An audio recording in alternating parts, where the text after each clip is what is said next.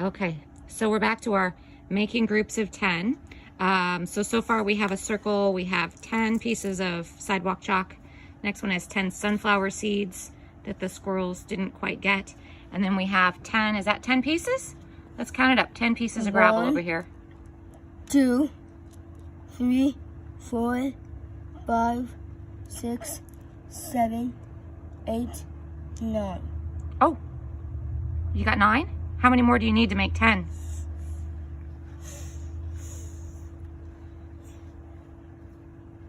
Do you need one more?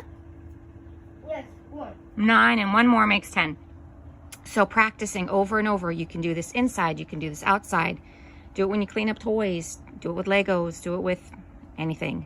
When you're cooking in the kitchen, whatever you can, because 10 is that sort of magical number. Kids need to be able to count to 10, group in 10, and figure out if they are not at 10, how far off are they? Jaden, way to go. Hey, thanks for helping today. Say bye to everyone. Bye.